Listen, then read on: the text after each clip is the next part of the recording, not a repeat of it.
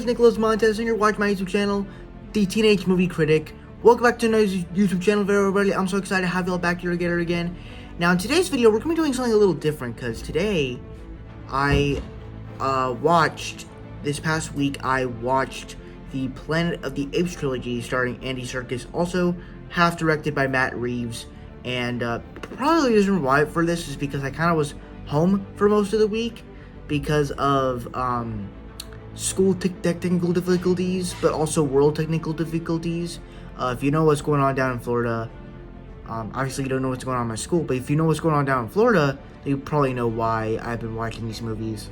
But with that said, I have some great thoughts to talk about these movies, and I will do a ranking and review all the other ones when the new film Kingdom of the Planet of the Apes comes out next year. But I wanted to review the trilogy because I think it's something to talk about. So with that said, let's go ahead and get started reviewing the Planet of the Apes movies.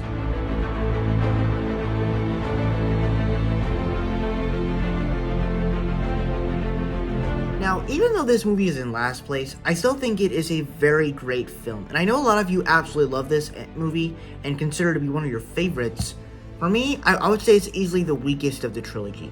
Now, I think part of the thing that I loved about Rise of the Planet of the Apes is that it set up the story of this movie, and really the story of the next two films really well. Where in this film, you see Caesar as it's many years after he's created his army of apes, but now he has like a society of apes. He has a family, he has a girl, he has a son. He now has a newborn son. And even through that, they also like find new ways in like their home is so unique, and the special effects of it is great. The performance of Andy Serkis is great, and even all the people that were able to perform the monkey aspect of it was great, and I love that. And then of course you also get more of Caesar speaking, which is of course fun. I like the human plot line. I thought they were kind of careable enough. You know, I actually did kind of like their characters a little bit.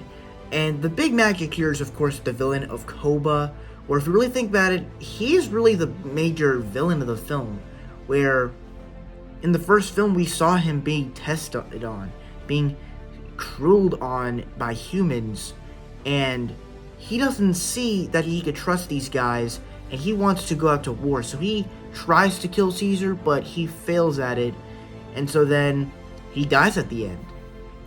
And so, and that's another great thing about this movie, is that it also sets up War for the Planet of the Apes really well.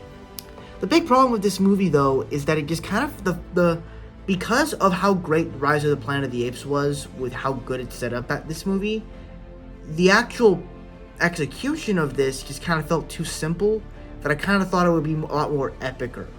And of course, you know, to be clear, it's kind of, I would say this movie is fun for having apes riding on horses with and firing machine guns, but at the same time, it kind of wasn't the thing I was expecting. It's like the apes are kind of on Koba's side, and then you have the battle as the fight between Caesar and Koba, and then he just knocks him off the cliff, and then Koba dies. And it's like, that's not really how I imagined it, but okay.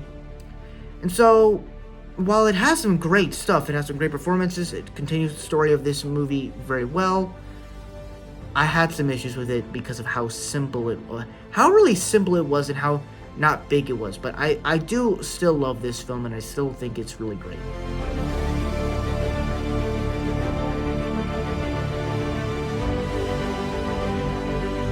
I thought the conclusion for the Planet of the Apes trilogy was just a little bit better. Of course, you know, like the second film, it set up this film very well, and it kind of has that same problem where the execution didn't really feel that epic, where the movie didn't really feel like a war. But to talk about the positives, I mean, I like the idea of, there's really too many ideas in this film where the humans are using apes as slaves, basically. Whereas, like, you have the characters of Donkey and all these other apes, to use them to get them supplies. And it's like, it's an interesting story, but it's like, it's also like, why would you, but there's also just a lot of plot holes in this movie, and it also makes me feel like, why did I put this film in number 2 when I feel like I'm just talking about a lot of plot stuff with this movie that just does not work a little bit? It's like, why would the apes go to the humans for protection if if they're supporters of Koba? Why would they go to them even if they're still scared of Caesar, what he might do to them?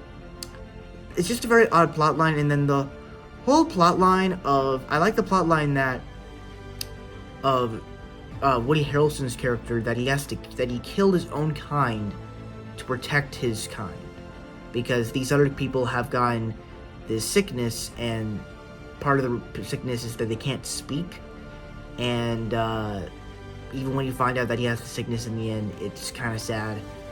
The fight scenes in here, they could have been better. That's kind of the problem about Matt Reeves' films, is that the action scenes could be a lot better. And, I kind of like that the story kind of focused in on, Koba going on this revenge mission to go look for that colonel because he killed his wife and son, which I thought that was kind of like the emotional arc of the film. And I love that he's basically going on this journey with his 4 good friends, with Luca and Maurice and Rocket, and then also I even forgot to mention the new girl character. She was fine. Granted, she was not talking because she couldn't, but she was a nice addition. But Bad Ape, oh man, Bad Ape was such a fun character. I loved his character. As soon as he's introduced, you're like, who is this? At first I was like, of course it's just another girl human, and then you see him walking out. He looks like a crab at first. I'm like, why are they bringing crabs into this movie? Like, what? And then you see him and it's like, oh, so he's kind of like Caesar and all of them, that he's like super smart. And he's funny, he's charismatic, and he's just a nice addition to this to this film, and he's a nice supporter to Caesar and his crew. And then even when you get to the end of the film where Caesar dies, as the whole journey of the film is trying to go to this other location for the apes to live, and when he dies, it's like the mission's complete. My family, the apes are safe, and now I have to die. I thought that was kind of satisfying. I personally was not expecting his family and him to die. And I'm excited to see where they're going to take this in the next Planet of the Apes film. How that's going to be a kingdom of the Planet of the Apes, where it's basically just going to be like all over the world, or it's like this whole kingdom is just going to be filled with apes. I'm interested to see how that's going to be taking place, but I personally cannot wait for that film. But for me, this was a great conclusion. Not perfect, but it was a great movie.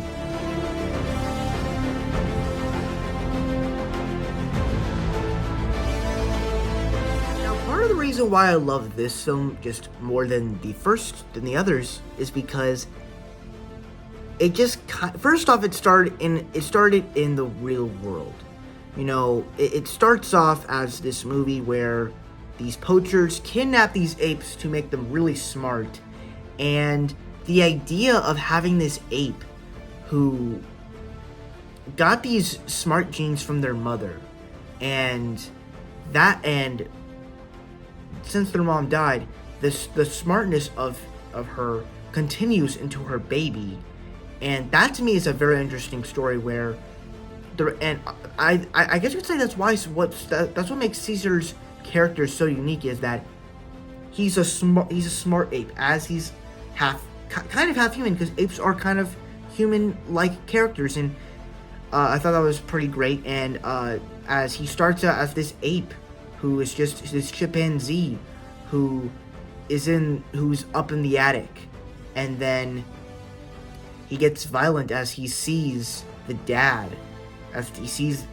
James Franco's dad get attacked, and then he gets put up in this like other ape center, and he starts to learn of how to work with apes, but then he starts to realize, like, these people do not care for me.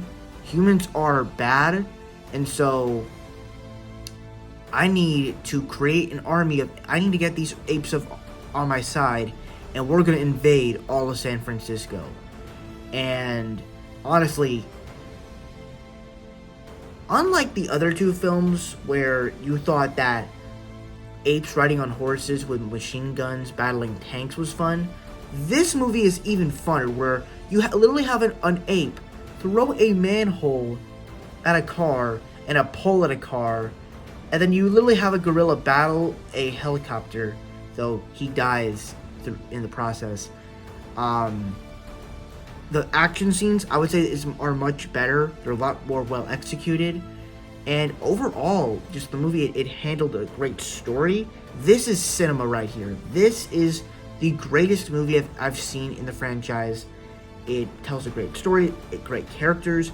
Caesar's character is so unique, and honestly, I guess you could say this is a great setup for the next two films.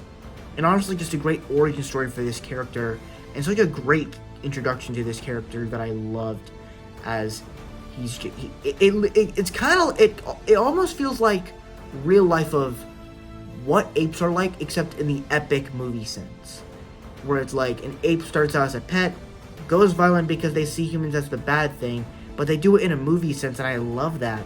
So it's like, but at the same time, the performance of Andy Serkis does great, and also the fact that you have a monkey talking, even if he's that smart, that's pretty crazy to me.